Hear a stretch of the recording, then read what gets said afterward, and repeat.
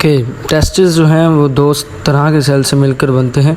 First one is Leydig cell and other one is Sertoli cells. अगर हम बात करें लेडिंग सेल्स की, तो लेडिंग सेल्स का जो काम होता है, लेडिंग सेल जो है टेस्टोस्टेरोन प्रोड्यूस करता है, और जो टेस्टोस्टेरोन जो होता है ये एक स्टेरॉयड हार्मोन होता है, और स्टेरॉयड हार्मोन जो है रिसेप्टर के साथ बाइंड करता है और रेगुलेट करता है प्रोटीन सेंसिस को। टेस्टोस्टेरोन का जो काम होता है ये डेवलपमेंट एंड मैचुरेशन करवाता है ह्यूमन बॉडी के अंदर, मेल्स के अंदर, और स्पेसिकली ये आवाज़ का भारीपन और जो है मसल की जो है डेवलपमेंट, एंड इसके अलावा जो है स्किन पर जो है हेयर्स की डेवलपमेंट को ये कंट्रोल करता है। इसके अलावा अगर बात करें टेस्टोस्टेरोन की, तो ये सर्टोली सेल को भी स्टिमुलेट करता है, और सर्टोली सेल जो है सपोर्ट करते हैं स्पर्मेटोजेनेसिस के अंदर। तो इससे ये पता चलता है कि जो टेस्टोस्टेरोन होता है ये स्पर्मेटोजेनेसिस के अंदर बहुत ज़्यादा अहम रोल प्ले करता है। इसके बगैर स्पर्मेटोजेनेसिस हो नहीं सकती। जो है स्पर्मेटोजेनेसिस को स्टिमुलेट करता है। इसके अलावा अगर हम बात करें, ये बाहर एक थैली स्क्रूटम के अंदर पाए जाते हैं। और टेस्टिस की बात करें, टेस्टिस प्रीनेटल डेवलपमेंट यानी बच्चे की पैदाइश के दौरान किडनीज के करीब यानी लंबर रीजन के करीब बनते हैं और डिसेंड करते हैं इंजाइनल कैनाल के अंदर, फिर देन स्क्रूटम के अंदर जो है ये प्लेस हो जाते हैं। जब किडनी स्क्रूटम के अंदर आते हैं तो अबडोमिनल वाल के ही मसल्स स्क्रूटम की लेयर्स को बनाते हैं। टेस्टिकुलर वेजल्स भी टेस्टिस के साथ ही नीचे की तरफ स्क्रूटम में आती हैं। वजह से टेस्टिकुलर आर्टरीज और गोनेडल आर्टरीज लंबर रीजन से ही आती हैं। हाँ, लिम्फेटिक ड्रेनेज भी directly to the lumbar nodes की तरफ ही होती। सो टेस्टिस की बात करें, टेस्टिस जो हैं इसके एक्सटर्नल और इंटरनल स्ट्रक्चर्स होते हैं। अगर हम एक्सटर्नल स्ट्रक्चर्स की बात करें, एक्सटर्नल स्ट्रक्चर्स के अंदर एपिडिडमिस आती है। इसके अलावा अगर बात करें इसकी कवरिंग की और फिक्सेशन की, तो कवरिंग के अंदर टेस्टिस के ऊपर एक आता है एंटीरियर पोल, अपर पोल जिसे बोलते हैं, and lower pole, anterior border आता है और पोस्टीरियर बॉर्डर आता है। अगर हम टेस्टिस को एंटीरियर सरफेस से देखें तो हमें इसका एक लेटरल सरफेस दिखाई देता है और इसका मीडियल सरफेस दिखाई देता है। अब हम बात करेंगे एक्सटर्नल स्ट्रक्चर्स ऑफ टेस्टिस की। एक्सटर्नल स्ट्रक्चर्स जो हैं बहुत ज़्यादा सिंपल हैं। अगर इनकी बात करें तो इसमें सबसे पहले बाहर वाली लेयर आती है जिसे बोलते हैं ट्यूनिका एल्बिगिनिया। इसे हम कैप्सूल भी बोलते हैं, जिसे नाम दिया गया है ट्यूनिका एल्बिगिनिया का। एल्बिगिनिया जो है एक dense membrane of connective tissue होती है जो कि कवरिंग करती है टेस्टिस को। अगर हम लोग रिमूव करें टेस्टिस की वॉल्स को तो ट्यूनिका एल्बिगिनिया दिखाई देती है, जो कि एक्सटर्नल सर्फेसिस को जो है कवर करती है टेस्टिस के। एल्बिगिनिया के नीचे एक वेस्कुलर लेयर होती है जिसे नाम देते हैं ट्यूनिका वेस्कुलोसा। टेस्टिस की बात करें, टेस्टिस के अंदर हमें कुछ सेप्टेस नज़र आते हैं जिन्हें बोलते हैं सेप्टेस ऑफ टेस्टिस।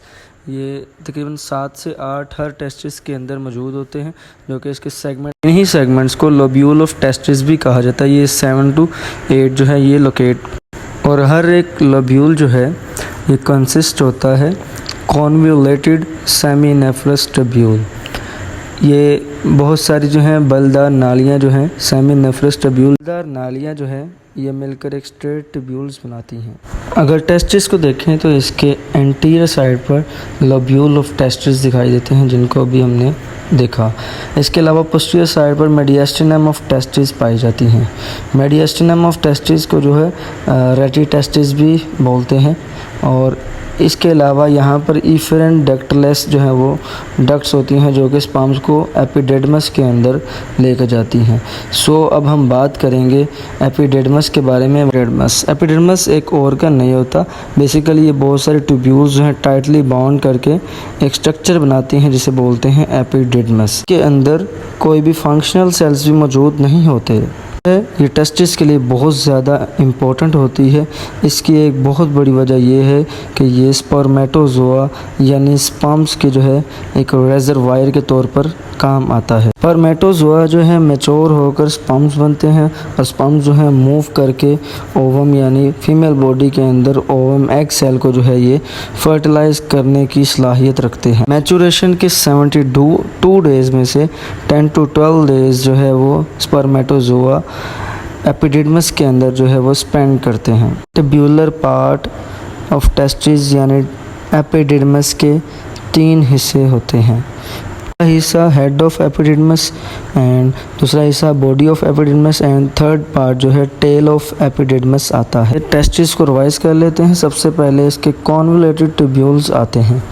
कॉन्वोलेटेड ट्यूब्यूल्स जो हैं ये आगे जो है मिलकर क्या बनाते हैं, हमारे पास स्ट्रेट ट्यूब्यूल्स बनाते हैं जो रेड कलर से आपको दिखाई दे रहे हैं। और इसके अलावा हमारे पास पर्पल कलर से जो यहाँ पे आपको दिखाई दे रहे हैं इन्हें बोलते हैं इफरेंट डक्टलेस। ये मिलकर आगे डक्ट्स बनाते हैं, एपिडिडमस की डक्ट्स, और आगे जो है वास डिफर्नस जिसे डक्टस डिफर्नस भी कहा जाता है जो स्पर्म्स को।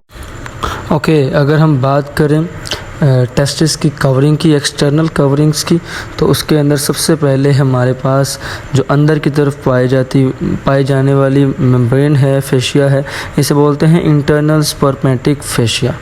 और इस इंटरनल स्पर्मेटिक फेशिया के बाहर की जानिब क्रीमेस्टर मसल्स पाए जाते हैं जो बहुत सारे मसल फाइबर और मसल बंडल से जो है मिलकर बने होते हैं। इनका काम क्या होता है, ये टेस्टिस को अब्डोमिनल वाल की जानिब जो है पुश करके रखते हैं। गर्मियों के अंदर ये मसल रिलैक्स हो जाते हैं और सर्दियों के अंदर ये मसल कॉन्ट्रैक्ट कर जाते हैं। इसके अलावा क्रीमेस्टर मसल्स के बाहर एक और लेयर पाई जाती है। इस लेयर को एक और नाम दिया जाता है, इसे बोलते हैं एक्सटर्नल स्पर्मेटिक फेशिया। इसका नाम है एक्सटर्नल स्पर्मेटिक फेशिया। इसके अलावा हमने ऊपर बात की थी internal spermatic fascia. Internal spermatic fascia के बाहर क्रीमेस्टर एंड क्रीमेस्टर के बाहर है एक्सटर्नल स्पर्मेटिक फेशिया। ओके, और सबसे लास्ट में होती है डोटस फेशिया जो कि फोर स्किन बनाती है हमारे पास मेल्स के अंदर और वजाइनल लिप बनाती है फीमेल्स के अंदर। ये स्क्रूटम के बाहर जो है ये पाई जाती है। इसी से जो है ये मिलकर आगे एक कॉर्ड बनती है। कॉर्ड का नाम होता है स्पर्मेटिक कॉर्ड। ये इन्हीं तीनों लेयर से मिलकर बनती है। टेस्टिस के बाहर आपको ट्यूनिका वेजिनालिस दिखाई दे रही है और एक्सटर्नल स्पर्मेटिक फेशिया, उसके ऊपर होते हैं क्रीमेटर मसल्स एंड उसके ऊपर होते हैं एक्सटर्नल स्पर्मेटिक फेशिया, और ये सब मिलकर जो है ये आपको स्पर्मेटिक कॉर्ड दिखाई दे रही है। और हम इसको रिवाइज कर लेते हैं। अब सबसे बाहर एक्सटर्नल स्पर्मेटिक फेशिया पाई जाती है और उसके नीचे पाए जाते हैं क्रीमेस्टर मसल, उसके अंदर इंटरनल स्पर्मेटिक फेशिया और एंड पेयर ट्यूनिका वेजिनालिस जो कि स्क्रूटम को जो है कवर करती है, टेस्टिस को कवर करती है।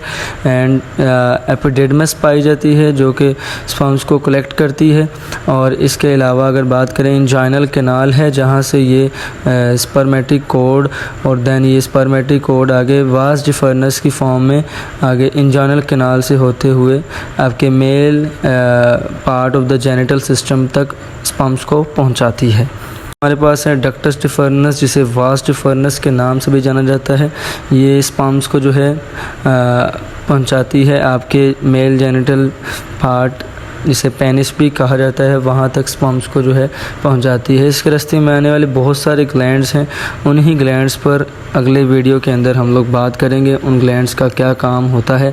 इसके अलावा यहाँ पर बहुत सारी जो है वेजल्स पाई जाती हैं, आर्टरीज पाई जाती हैं, टेस्टिकुलर आर्टरीज और लिम्फ वेजल्स पाई जाती हैं, और पेम्पेनिफॉर्म प्लेक्सिस पाया जाता है जो कि एक नर्व की जो है सप्लाईज होती हैं जो जेनिटल एरियाज़ की तरफ आती हैं, और टेस्टिकुलर प्लेक्सिस जो कि टेस्टिकल की जानिब नर्व सप्लाई लेकर आता है, और डिफरेंशियल प्लेक्सिस आता है जो कि बहुत ज़्यादा सुपरफिशली पाया जाता है। सुपरफिशियलिस नर्व्स की वजह से मेल को टेस्टिस पर हिट होने की वजह से बहुत ज़्यादा शदीद पेन का जो है स्टिमुलस मिलता है। ओके, डक्टस डिफर्नस की बात करते हैं। डक्टस डिफर्नस जो है ये स्पर्म्स को जो है एपिडिडमस से आगे प्रोस्टैटिक यूरिथ्रा की जानिब प्रीस्टैटिक कॉन्ट्रैक्शंस के ज़रिए से जो है ये लेकर जाता है, और देन आगे ये spermatic cord and inguinal canal से होते हुए लेसर पेल्विस में ये ट्रांसफॉर्म होता है। देन इसके बाद ये यूरेटर से प्रोस्टेट के अंदर एंटर होता है। प्रोस्टेट से ये इजैकुलेटरी डक्ट के ज़रिए से यूरेथ्रा के ज़रिए बॉडी से बाहर निकाल दिया जाता है।